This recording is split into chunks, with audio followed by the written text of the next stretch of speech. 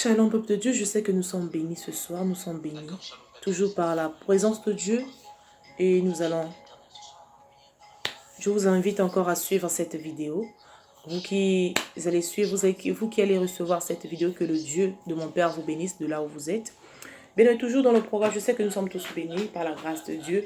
Et toujours dans la continuité d'édifier le peuple de Dieu, les enfants du Père Céleste. Toujours dans ce programme-là, bien-aimé, ce soir, Dieu te pose la question de savoir, que veux-tu que je fasse pour toi? Bien-aimé, c'est la question que Dieu te pose. Que veux-tu que je te fasse? C'est une question, bien-aimé, saisis l'opportunité de répondre à Dieu, de lui dire ce que tu veux. Sans plus tarder, nous allons prendre le livre de Marc, Marc chapitre 10, le verset 46 à 53. Marc chapitre 10, du verset 46 à 53. Lisons la parole du Seigneur.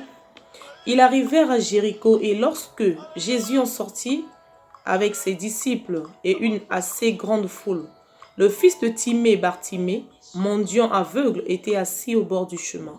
Il entendit que c'était Jésus de Nazareth et il se mit à crier « Fils de David, aie pitié de moi !» Plusieurs le reprenaient pour le faire taire, mais il criait beaucoup plus fort « Fils de David, aie pitié de moi !» Jésus s'arrêta et dit « Appelez-le !» Ils appelèrent à l'aveugle en lui disant « Prends courage, lève-toi, il t'appelle. » L'aveugle jeta son manteau et se levant d'un bond vint vers Jésus. Jésus prenant la parole lui dit « Que veux-tu que je te fasse ?» Rabouni, lui répondit l'aveugle, « Je veux que je recouvre la vue. » Et Jésus lui dit « Va, ta foi t'a sauvé. » Aussitôt il recouvra la vue et suivit Jésus dans le chemin.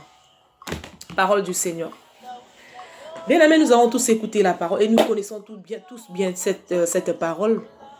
Mais nous connaissons tous Bartimée qui s'asseyait devant le temple. Bartimée, auquel il ne voyait pas. C'était un aveugle. Un aveugle qui n'avait pas. Un aveugle qui n'avait pas de. Qui ne pouvait pas faire quelque chose pour lui. Un aveugle qui ne pouvait pas faire quelque chose pour lui. Bien-aimé, il était là devant le temple. Parce qu'il ne voyait pas, il ne pouvait pas travailler. Et sa famille l'utilisait comme... comment dirais-je? Comme leur... C'est comme si c'était à travers lui que sa famille bouffait. À travers lui, sa famille mangeait. Bien-aimé, une fois quand il se sont retrouvés devant l'église, pour commander, tendre la main, tous ceux qui vont passer vont lui donner quelque chose. Tous ceux qui vont passer vont lui donner quelque chose. Donner de l'argent, donner je ne sais pas quoi. Tout ça pour que sa famille puisse bénéficier. On le laissait la salle devant le temple pour que tout le monde puisse avoir pitié de lui. Au lieu même de vouloir chercher la guérison pour cet homme, mais les gens l'ont pris pour une source de bénédiction, dans le sens où une source auquel la famille va manger. Ils ont dit, bon, comme celui-là, il n'a pas d'importance, il n'a pas des yeux, toi tu seras là, à cause de toi, nous on va manger. On l'a habillé des vêtements sales, des manteaux sales. On l'a placé devant l'église et lui, il était là que mandé. Bien aimé, mais chaque chose a son temps. Mais lui, tout en commandant tous les jours de sa vie, il ne pouvait pas se rendre compte qu'un jour, il pouvait retrouver la vue.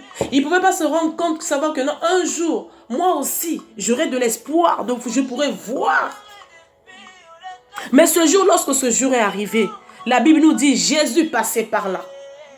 Et il a entendu parler de Jésus. Je suis sûr que même là où il était devant le temple, il entendait toujours parler des miracles que Jésus faisait. Mais étant donné qu'il n'avait pas eu l'opportunité de croiser cet homme, mais ce jour-là, c'était son heure qui avait sonné. Et lorsque Jésus passait sur son chemin, lui, il ne le voyait pas. Mais il entendait comment la foule suivait cet homme, Jésus, qui est Jésus de Nazareth. Comment la foule poursuivait Jésus. Comment la foule disait, de la manière qu'on nous voit, quand il y a le groupement, là, les gens disent, on est en train de faire le bruit. C'est par là qu'il a écouté parler de Jésus, que Jésus est en train de passer. Bien, mais malgré sa condition, malgré qu'il n'avait pas de vue, mais il croyait que cet homme peut me donner la solution. À travers cet homme, je vais retrouver la vue. Bien, mais qu'est-ce qu'il a fait? Il a crié. Fils de David, aie pitié de moi.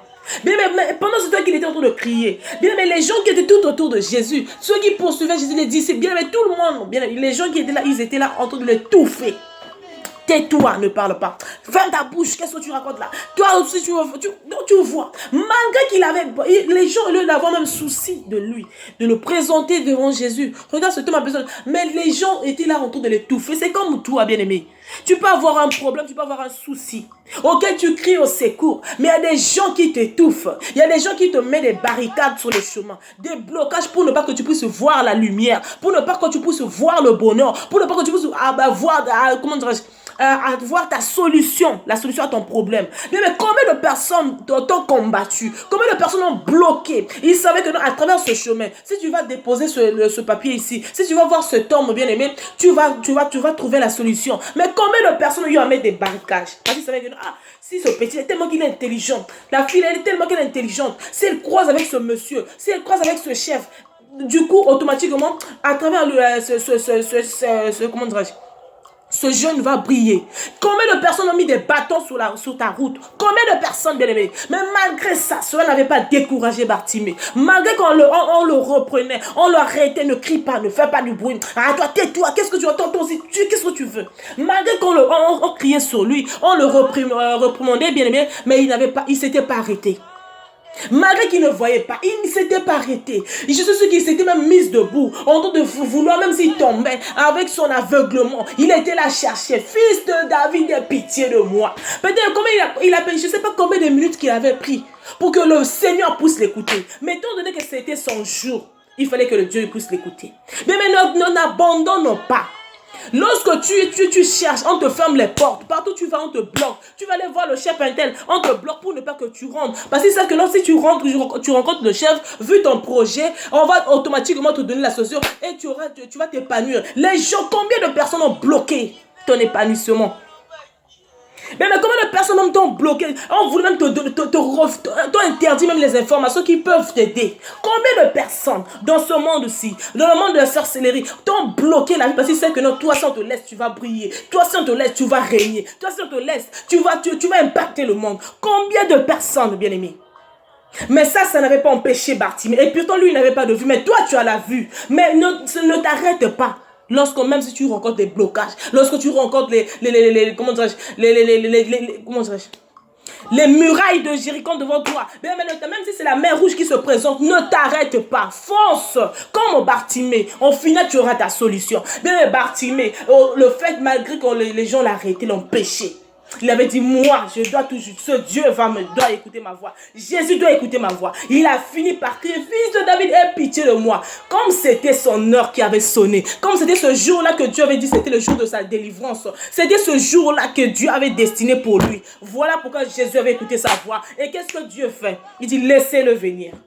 Les mêmes personnes qui l'ont reprimandé, les mêmes personnes qui l'ont bloqué pour le dire, qui l'ont dit, tais-toi, ne parle pas. Ce sont les mêmes personnes qui lui ont dit, prends courage, va, il t'appelle.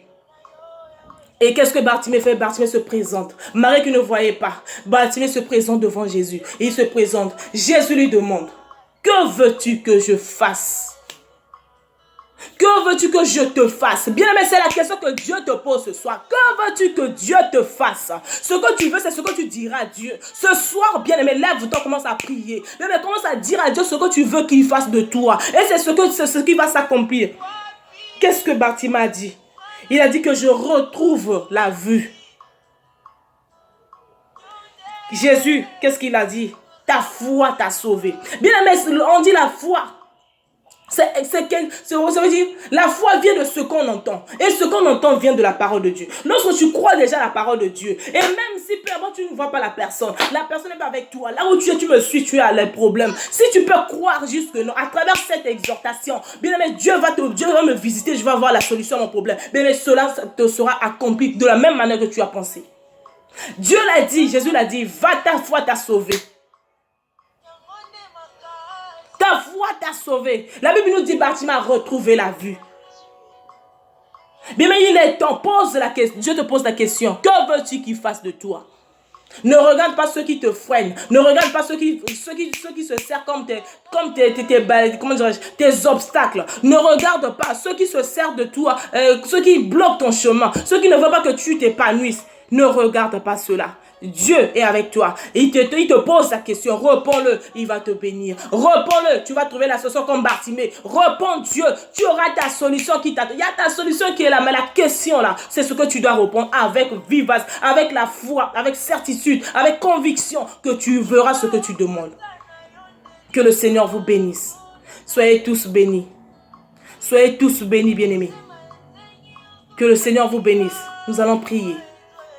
Éternel Dieu Tout-Puissant, Père, je te bénis pour cette exhortation. Je soumets le peuple qui me suivit en tes saintes mains. Père de gloire, touche tous tes enfants, Père de gloire. Que ce soit femmes, hommes, enfants, filles, Seigneur Dieu. Tous ceux qui ont des problèmes. Au niveau, Père de gloire, que ce soit au niveau du travail, au niveau de leurs études, la soutenance, Père de gloire. Ceux qui sont en manque, Père. Père de gloire, Dieu, tu es celui qui aide. Tu es le Père des orphelins, le mari des veuves. Papa, apporte la solution à tous ceux qui en ont besoin. Papa, que ta main puissante, Yahweh, les touche et détruit tout ce qui n'est pas plan du diable. Père de gloire, tout ce que le diable a mis sur leur chemin. Papa, de la même manière que tu as donné la victoire à Bartimée. Papa, donne la guérison et la victoire, Père de gloire, à tout et chacun, qui suivra cette vidéo, au nom puissant de Jésus. Que ta main puissante, Yahweh, les délivre, qu'ils retrouvent la vue, de même que Bartimée a retrouvé la vue. Seigneur Dieu, tous ceux qui les combattent, Yahweh, Père de gloire, tu les détruis, au nom puissant de Jésus. Soyez tous bénis, au nom de Jésus de Nazareth. Que le Seigneur vous bénisse. Que le Seigneur vous bénisse. Soyez tous bénis, bien-aimés. Je vous aime beaucoup. Toi qui suivras cette vidéo, s'il te plaît, n'oublie pas de partager. Je sais que quelque part, il y a une soeur, il y a un frère qui a besoin d'écouter cette parole, cette exhortation qui lui fera du bien, qui lui donnera la force de continuer. N'oubliez pas, je vous aime tous dans le nom de Jésus. Soyez bénis.